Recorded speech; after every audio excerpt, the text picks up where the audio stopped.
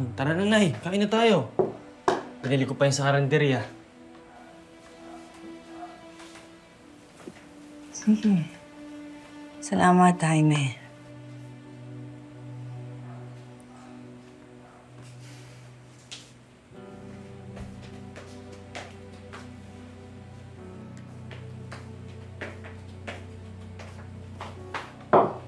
Si Jobert po to, Nay.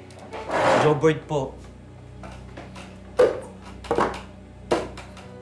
Jobert, pasensya na.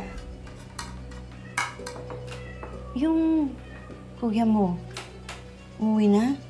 Hindi ko po alam, Nay. Ang sabi po sa akin ni Kuya, nalaglag daw po yung pinagbubuntis ni Ate Mariel. Dahil yun ang gusto ng Diyos. Sandali, magpapasalamat lang ako sa Panginoon.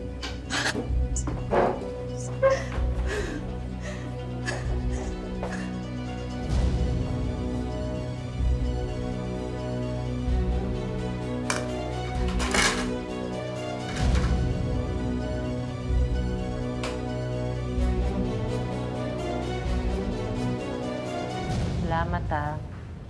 Ang drama naman ng kaibigan ko. Alam mo, alam kong marami kang pinagdadaanan. Pero, kaya nga tayo nandito ngayon eh. 'Di ba? Para makapagsimula ng panibago. Gusto mo ba malungkot yung bagong simula mo? Ay, maiba ko. Nasabi mo na ba sa asawa mo yung plano? Hindi asawa. Ano ka ba?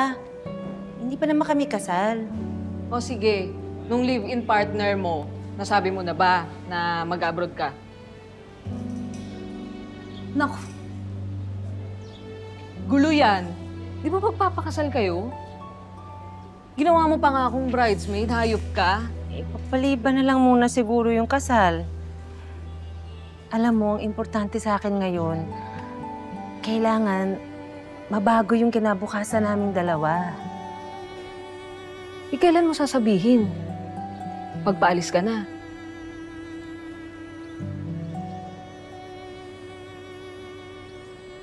Happy anniversary! Uy! Matagal ko nang tinitignan to, ah. Gusto ko gamitin mo yan sa kampo. Sa susunod na semester. Ang hinihiwalay mo na yata ako, mahal eh. Siyempre hindi. Gusto ko bumalik ka na sa pag-aaral mo. Tuloy mo yung pangarap mo maging sundalo, mahal. Hindi pwede yan, mahal. Nagtatrabaho ako. Hey, ako magpapaaral sa'yo. Na-file ko na yung application ko sa Korea. Alis na ako next month. Magdo-domestic helper ako. Hindi mo naman sinabi sa akin to.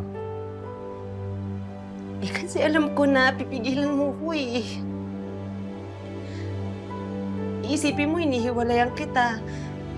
Eh, hindi kung ganun, mahal. Ang gusto ko, gamitin natin yung pagkakataon to para itama yung mga mali natin.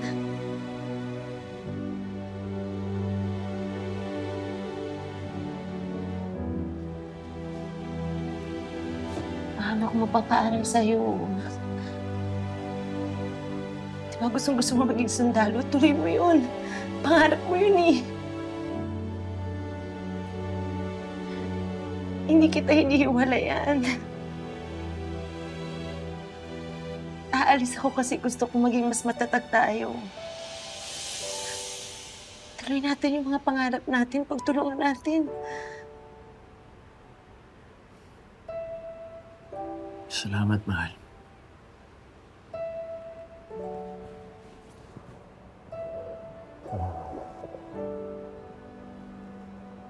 Maraming salamat sa pagsama sa ating istorya sa Tadhana. Nakaka-relate ka ba sa ating mga bida? Nako, i-comment mo na yan para sa iba't ibang kwento na punong-puno ng pag-asa at inspirasyon. Mag-subscribe na sa GMA Public Affairs at YouTube channel. I-click na rin ang bell button para lagi kang updated sa pinakabagong storya ng Tadhana.